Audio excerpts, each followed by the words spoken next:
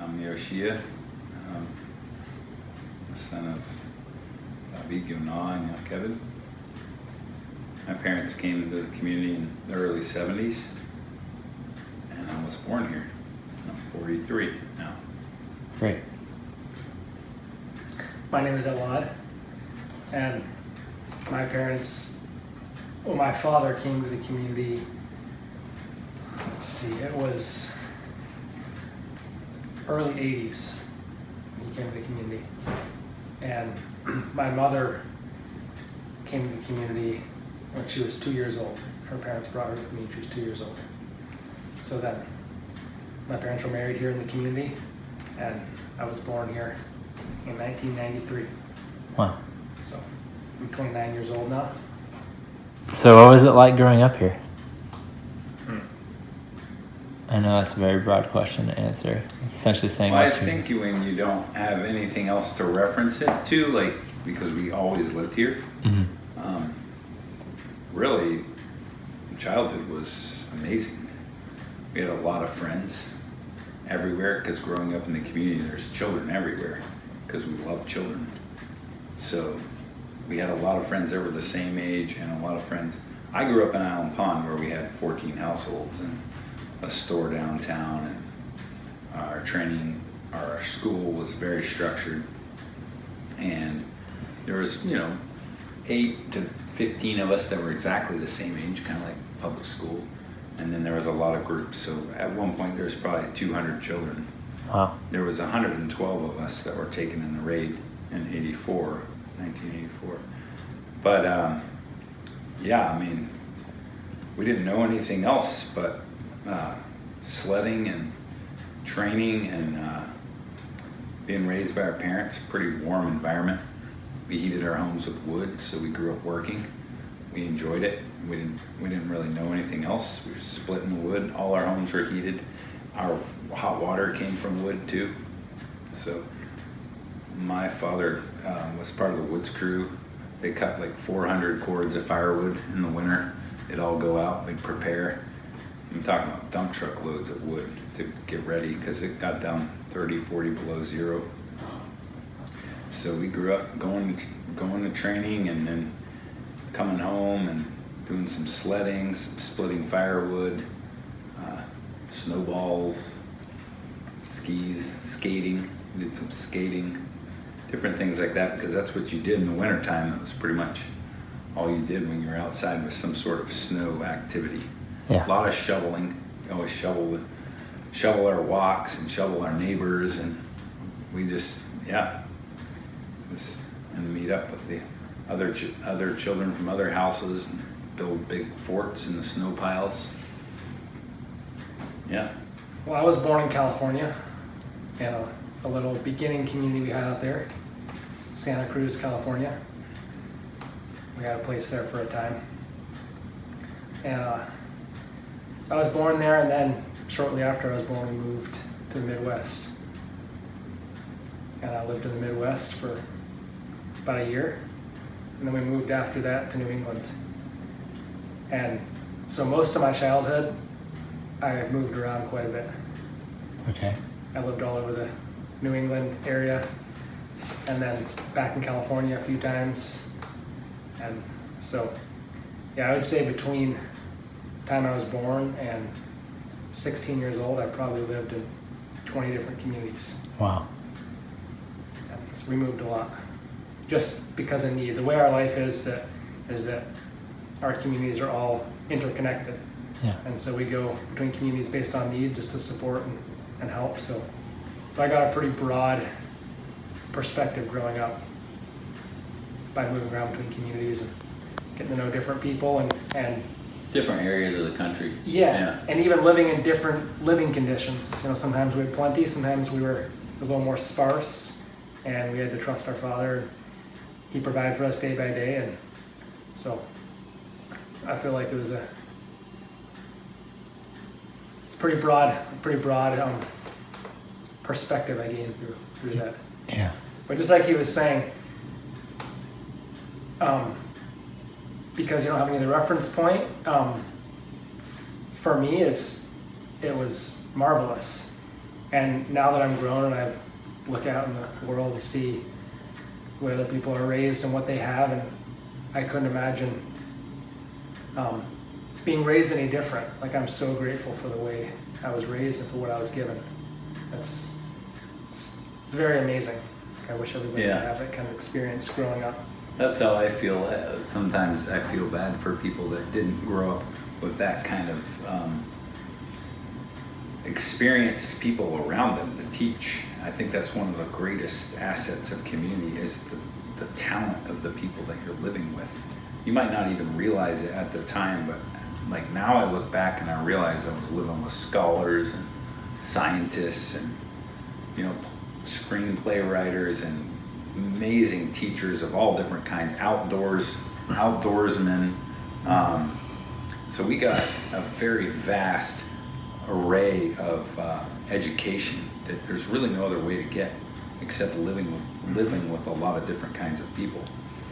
With that comes, you know, the idiosyncrasies of those people. You learn how to adapt to that, and that's what community is, and learn to forgive. And I mean, I think I was born in Chattanooga in 1979. I was one of the first children born at home, because up until that point we were having children in the hospitals. But then we learned how to do that, which is normal. People have been having children at home for thousands of years, and just getting back to being able to control the atmosphere of a birth is marvelous, because it's a spiritual thing when a life comes into being. And it's a normal part of life too. So it's not a health problem to have a child. It's marvelous. So I was born at home in Chattanooga, but then we pretty much closed down all of our communities in the Chattanooga area and moved up north. So that's why I grew up in Island Pond. And I say grew up, I also lived in Westminster when I was about 8, southern Vermont. And then by the time I was 12, I moved to Nova Scotia, where we had communities up there. So I was like him. I ended up living in, because we're continually spreading the gospel, so our goal is to start more communities. So I spent, in my 16th year, I went to Brazil with a friend. I was there for almost 2 years. So I learned to speak Portuguese. That was a marvelous time in my life. My parents were over in England. My father was preaching in Hyde Park, that park where anybody can go stand on a ladder and tell people what's going on. Wow. What they believe in. And I was down in Brazil working on the import-export business with mate and the things we were interested in doing between the tribes. And I don't think our regions were really so clear at that point. We were all just working together to establish communities however we could. Now we have more regions, so you know our tribe is more the southeast United States. So we may go help other tribes, but we're going into their territories in that sense to help them do what they're doing. Because even the whole revelation about 12 tribes has come in time, that as our Father shows us things, reveals what his will is and what he's always wanted in his nation. So I lived through a lot of the emergence aspect of things, even through child discipline, because the raid was a lot of it was about child discipline and truancy, which we had just pulled some of the children that were going to public school out of school because we realized the content and the influence and the peer pressure that was going on in the public schools was not something we wanted our children to be affected by. And so at the same time, we had a lot of teachers that were trained, and we began writing our own curriculum. I think we were using like Rod and Staff and Becca books. When I first started going training, we were using a lot of different homeschooling curriculums. And now, in time, we developed our own. So, and people worked very hard on that to do that. And so it's pretty circumspect, important for the children to learn the basics for community life and be able to teach others as well. So I did that until I was, when I was 16, kind of an apprenticeship sort of thing to go to Brazil. We were studying ham radio at the time to connect communities, and we still like to use that more in the future. But a lot of developmental aspects of our life were happening in the 80s and 90s. We have more clarity now. It's when we built our first bus. We traveled around. His father came on going to Grateful Dead shows. Yeah. Yeah. It's interesting. I actually spent time in Brazil too. When I was 12 years old, my family went to Brazil. Were you all there together? No. Oh, okay. No, Different times. he was 12 when he went. 16. You were 16, okay. Yeah. And so I guess it was 12 years later when I went. Yeah. I was 12 years old. And my father was very involved in developing the mate industry down there, which the whole reason we started importing mate was because of a desire to support our brothers and sisters in Brazil, where it was a lot harder to make a living. And so they had this tea that everybody drank down there, and it was just coming in America, so it was an amazing opportunity for us to start a business that could support them. Mm-hmm. So now it supports most of the tribe. And we probably bring in like 4 40-foot container loads every year. Wow. And it's only increasing because all of our delis serve mate. So I spent 6 months in Brazil, learning Portuguese also. And and then I spent a month in Argentina in our community there after that. And then we came back and like he was saying, we have our own curriculum now for our homeschooling. And so our schooling is kind of a combination between homeschooling and a private school, because the families work together to teach the children. Mm-hmm. And we have different teachers, that some of them who were trained as teachers before, and other ones who are just gifted teachers who work together to train the children and pass on all the skills they need to know for life. So I'd say it's a very natural, organic way to learn. And then we do a lot of apprenticeship kind of things to learn the other skills we need. Yeah. When I was 14, I started working on a farm in Asheville, and that's where I first got introduced to farming. We were growing 16 acres of vegetables. So I got a taste for farming at 14 and really enjoy it. Awesome. So, when y'all were talking, I was just thinking how you were saying you didn't really have a frame of reference growing up, but now you're adults and you're fathers yourselves, and you see the fruit of people that grew up in the world. Mm-hmm. And so, obviously, there's been a lot of controversy around how we discipline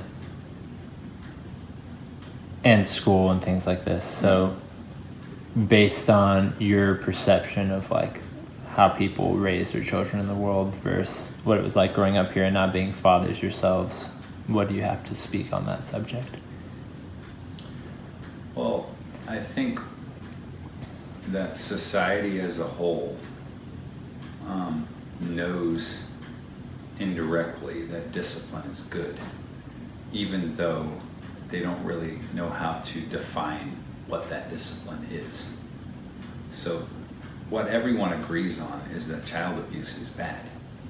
So the problem with that is that when people start saying that spanking in any kind of way is child abuse, and this is what I went through when I was 4, almost 5, when we were taken in the raid.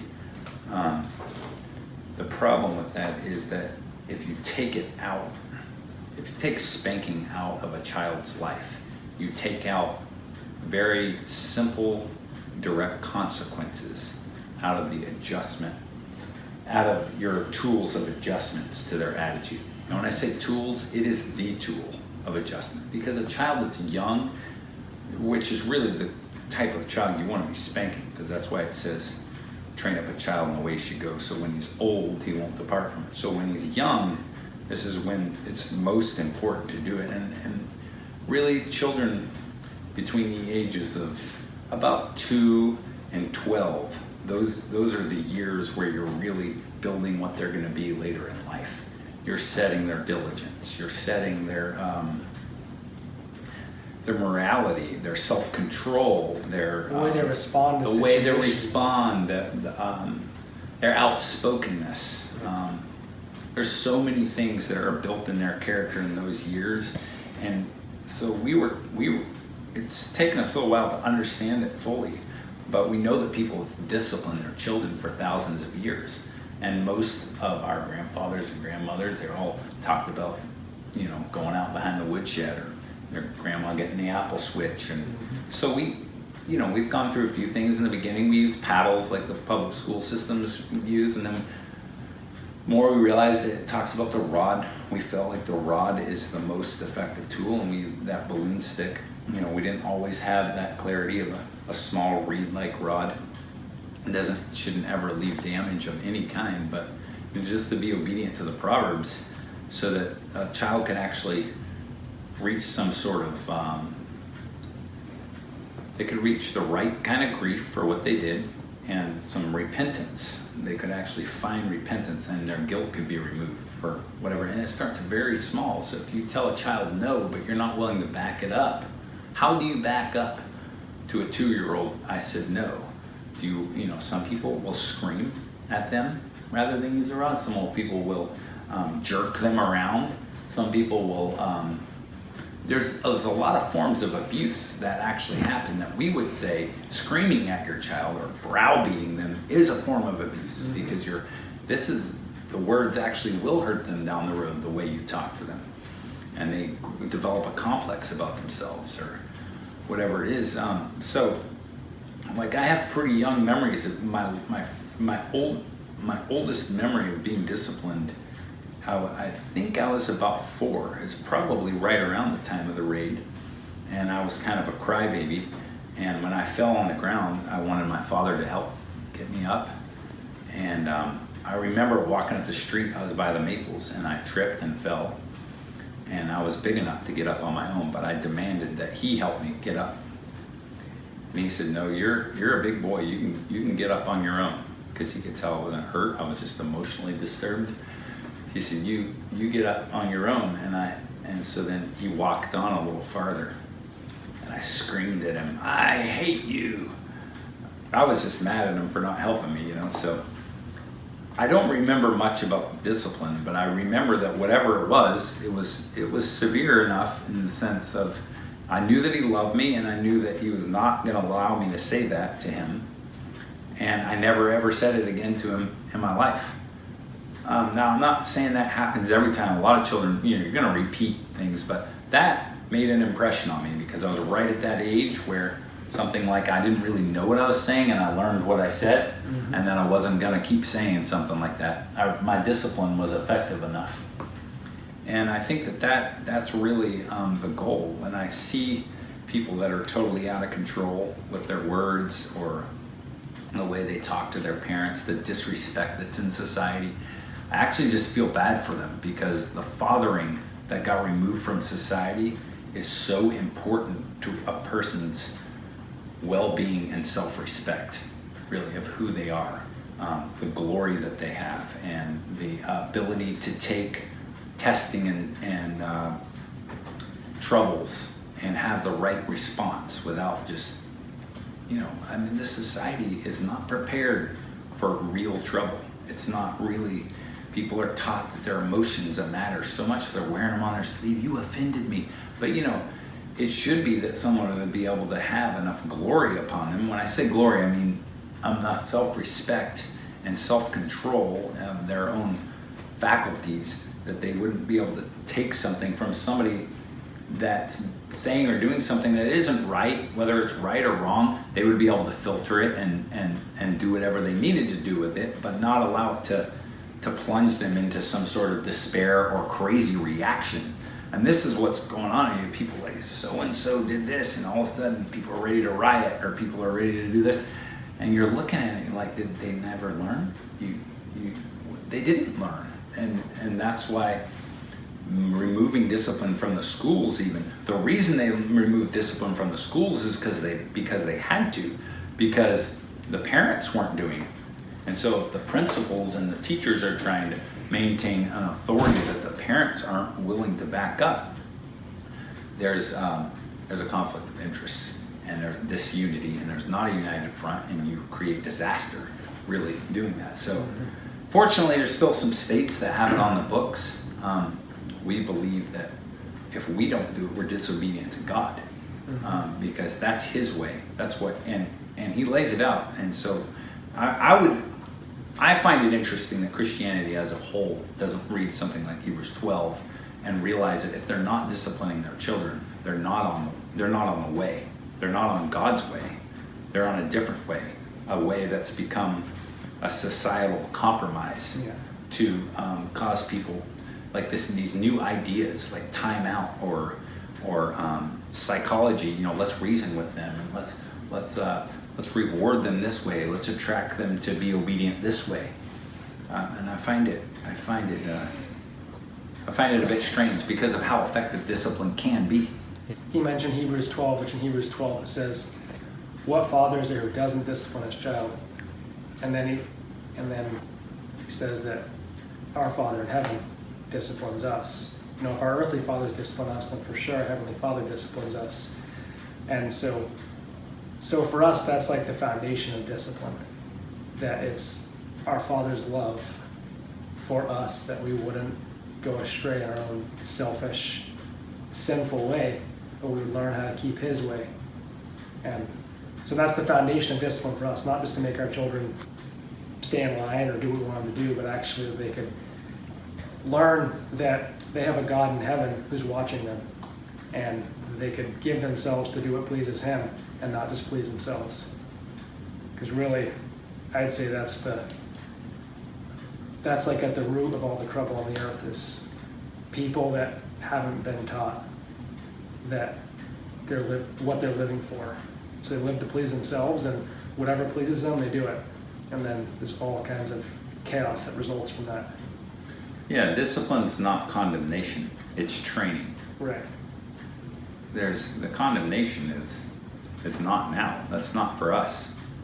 There's always hope for somebody if they can receive whatever discipline that they need to receive for them to get fixed. I mean, if you didn't receive the discipline you needed when you were growing up, God in heaven is still willing to provide that discipline for you to give you what you need in order to serve Him. And I say, I'm not talking about the corporal punishment. You're not going to get that once you're old, but in another way, the proper care, I guess you could say, the focus that a father's giving his son. Everybody needs that. So as far as like being thankful for being disciplined, it's absolutely. Like I can't imagine if I wasn't taught the things I was taught growing up. And so I feel like I have a lot of confidence when I discipline my children, because I have a purpose for them, and I know that God does too. And so, but that's an essential part of discipline, that the parent would have a purpose in their soul, and they would have God's love in their heart, and they discipline from that place. And it communicates something, like there's a spiritual communication that happens to the child through discipline, that they know they're loved, they know they're cared for. And it actually says in the Proverbs, it says, "Whoever spares the rod hates his son. He who loves him disciplines him diligently." That's what God says. So people believe something else, but really God says that if you don't spank your child, you hate them. Yeah. Yeah, I mean, the parent has clarity of what's right and wrong, and they're passing their clarity on to their child through the correction. Right. And that goes all the way down. So if they don't have that clarity of what's right and wrong, but they're disciplining him out of some kind of Anger, frustration. anger or some sort of principle of moral restraint without understanding, having that belief in the revelation themselves, it's not going to be productive. Spanking to somebody else's standard or something like that is not, like we know when people were older, like for sure you'd want the principal to spank your child because whatever the principal said was right, because he's the teacher. So you trusted that. So if he said no, it was an understanding of authority in society that the parents backed them up. And some parents would give them a second spank when they got home. You mean the principal had to discipline you today? You're going to get one from me because you're disobedient to me by having to get spanked by the principal. Because you know that if he's spanking you, you're already disobedient to me. So some people grew up like that. A double spanking. You got home, got another one. But it sounds terrible in the sense of 2 spankings, you get into this whole like victim thing, but it doesn't work like that at all. It actually barely happens at all because they learn. Like, it only happens a couple times, and then they understand what the parent wants. Everybody understands everybody. The right, wrong, there's clear black and white. This is what we do, this is what we don't do. And then there's commands given, and there's authority, there's structure, and actually this nation became great in a lot of ways based off that understanding. And there's always been lawlessness. There's lawlessness everywhere. When you start talking about God's holy nation, which is what we're interested in doing, raising up godly offspring, like I have 6 children, and he has 3. And so we see it as probably the only thing that's going to save humanity is for enough people to come together and raise another generation of some sort of holy generation that understands God's purpose for their life, can read the word and understand it. Mm-hmm. That it's not just some big muddy, gray, I would say, I'm thinking of the word from Genesis 1:1, tohu vebohu, like formless and void. Formless and void, like you don't know how to sort out what's what. But there is clarity, and there's lines, and there's black and white in God's world, and you pass it on to your children, and they're able to carry that through. So it's so essential to human beings' well-being and understanding down the road. I just think it's marvelous the way I raise. I think the older I get, the more I realize the investment that was made in me without me understanding it at the time. Mm-hmm. Now I look back and I'm like, wow. I'm realizing that not a lot of people get this kind of upbringing. I definitely didn't. Yeah. I didn't go to public school. I didn't have the peer pressure. I didn't have to deal with drugs and drunken teenagers and wild parties and things. So I'm not sad that I missed any of that, because in the meantime I was being invested in a lot of apprenticeship, unofficial apprenticeship, you could say, just learning from the people around. Like, I worked on the farm when I was 15. And we worked with our history teacher. We'd be hoeing squash or picking tomatoes, and we had a swimming hole there. It was great. And he would be telling us stories and telling us world history, American history, world history. And I mean, I learned so much. I judge books now, because I can look at the book and I was like, where did he get that from? And I actually know the references of the real stories. Mm-hmm. And what really happened, because people are rewriting a lot of things that were truths, and it's becoming formless and void. The history of mankind is becoming formless and void. It's not even true, half of it, because historians, a lot of them are liars without even trying. Unless you really dig into the roots of things, you're going to end up propagating a story that's already grown a few legs. So. And the spirit of political correctness is changing history, because a lot of things that happened aren't politically correct according to today's standards. And so, a lot of stuff's being changed. We're interested in being correct according to God. Right. I mean, which means that we actually have to go back to the root of what he meant when he said things. And I think that's, our parents were struggling to head back to the roots of the first church, exactly how our Master Yoshiyah was planning on the church being, and without any of this extra stuff that got added. So there's been a lot of pruning that went on. It's like you could say the tree was real wild. It needed to be pruned back to get back to the basics before it could really bear the fruit it needed to bear. So we're not interested in a righteousness of our own, like everyone can have their own view of what's moral and what's right, and you can, like some kind of military school, or that's not. We're actually interested in working all together to find the way of our Father and propagating that. And that takes a lot of people, and that's why the collaboration was essential, and the open conversations and growing up with other families is difficult. There was a lot of things that happened. One point we had to shut down history class because we were hearing about the Civil War, and we heard so many different things, and we started getting in these snowball fights and having wars against each other, South and North, because some of us grew up in the South, some of us grew up in the North. So, so we had to rethink what was being taught there, and like rediscuss, because the South has their views of what the Civil War is about.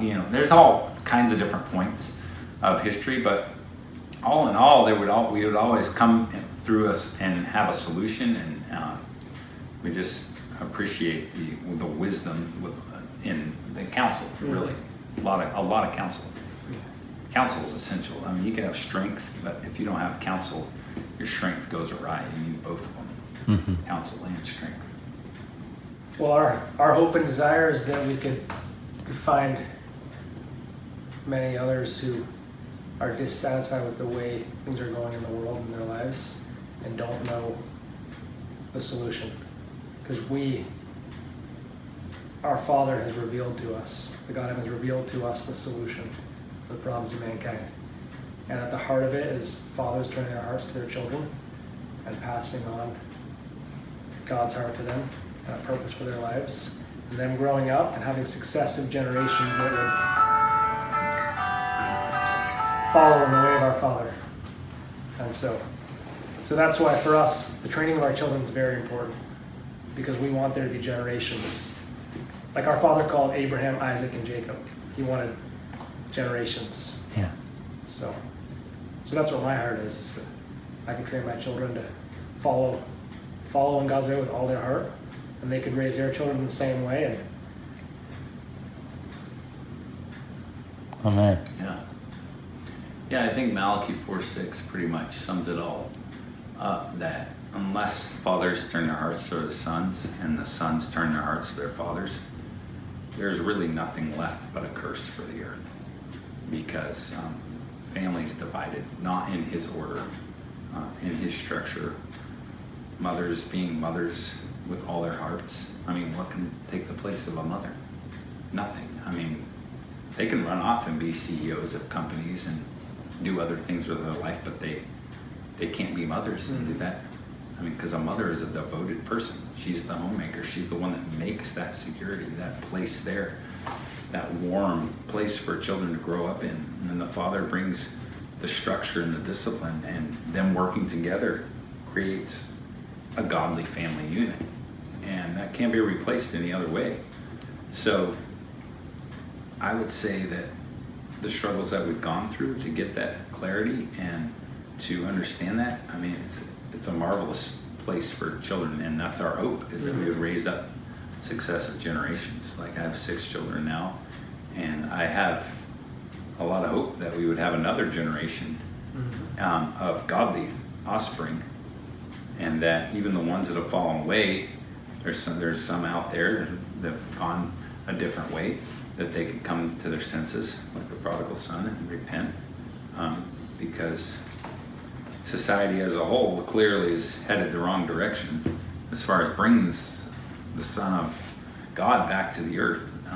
It's going to take that kind of devotion and focus and willingness to give up all other ideas. So that's what we've given our lives to. We're thankful for the investment we've had. We want to continue. that's right.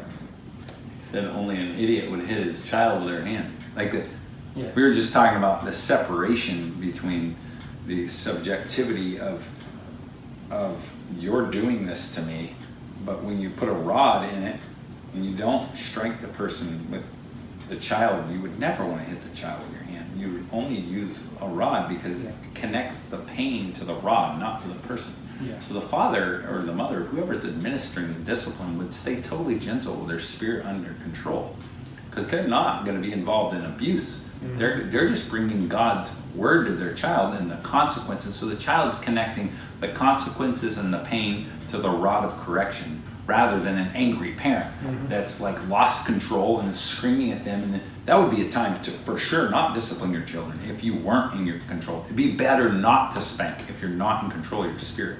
Yeah. That's a terrible time to even think. We don't support that at all, because that could end up in a form of abuse. Yeah. And that's why society as a whole hates spanking, because they say, I got beat, and they're thinking, when someone got angry, they whipped out their belt and he just beat me silly or something like that. And such things have happened, which it's terrible that people, and so then the social services or whoever gets involved, they say, let's stop this abuse. But society needs the discipline. It's essential that people the children are being raised up disciplined. I mean, we're not trying to change all society. We want people that want to love God to understand that discipline is essential. Man. The lack of loving discipline is actually child abuse. Because the child's in bondage to whatever's going on in their soul. And the parents screaming at them, trying to get them to do what they want to do, but that actually is a lot more abusive emotionally and psychologically. Yeah. Yeah, I think, and too, what happens when there's not that like under control correction that restores fellowship is that eventually there's inevitably outbursts of anger because every human knows the relationship between parent and child should be that the child's obeying the parent. So if the parent's just dealing with that not happening, eventually it's going to like bubble up and they're either going to like actually abuse the child or yell at them or just like pacify them on an electronic device, all things which are very, very, very common in society but not really seen as abnormal or child abuse. That's where you go back to the Proverbs. I mean, a child left to himself brings shame to his parents.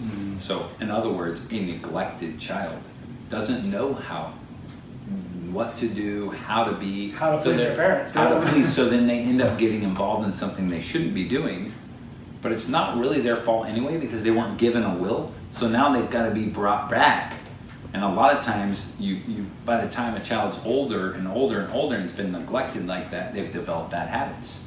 Maybe it's just laziness. Maybe they've just gotten so they've been so neglected that they end up not knowing how to do anything. Like they have no dignity because they didn't learn how to wash the dishes or take the trash out or do simple household chores.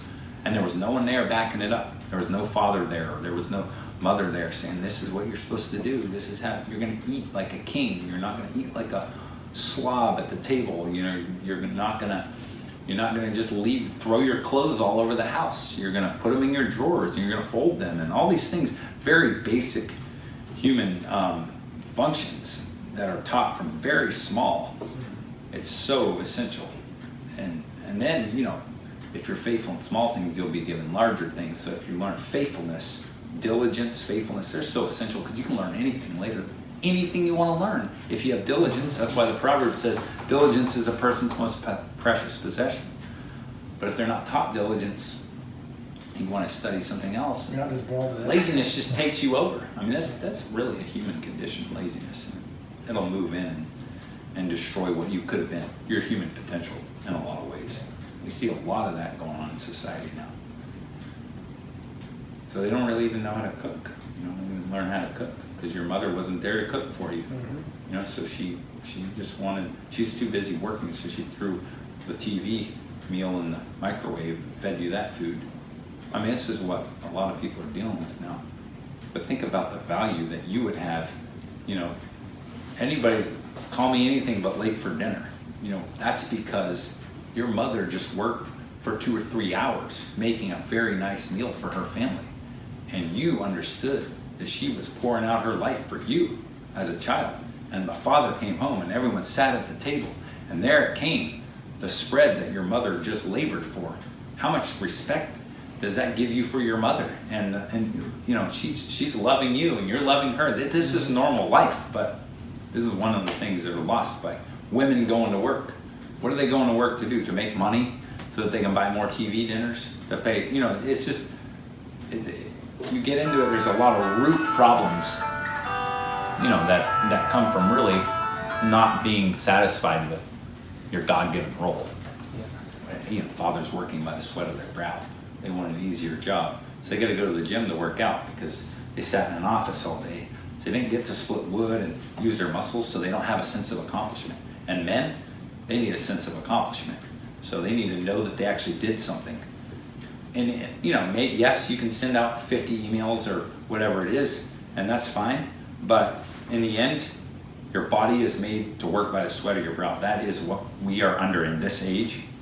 And it's so marvelous to be able to take care of your brothers and sisters or your family, and that gives you a sense of worth and dignity. That's normal. Yeah. And a lot of people used to understand this stuff. Very deep down, it was like in society. It's the building blocks of society, what he's talking about. You know, mothers raising the children, fathers working hard, providing for their families. This is all right in the scriptures. That's what God gave mankind in the beginning, after the fall. And that's what would keep him close to his creator. So when those building blocks of society are taken away, then you could say that all hell breaks loose after that. Yeah. When the spanking stopped, all hell broke loose. And that's real because they're not getting that care. The spanking isn't happening. So what do you expect to happen? No one gives, what is it? No one gives a damn. So Right. people act like it, Yeah. that no one gives a damn because they didn't give it when they were little. Yeah. So now that, what are they going to do when they're old? Look at downtown Seattle right now. It's, a year later, it's still boarded up from the riots, people's reactions and their responses, things they heard about, read, and saw on TV and stuff. Well, where do those people not have anything to do? What do they do? Did they not have wood to split? Did they not have a garden to grow? Did they not have something productive to do except go down and smash things and burn things and graffiti things and social change? Well, social change is coming. It's going to be a disaster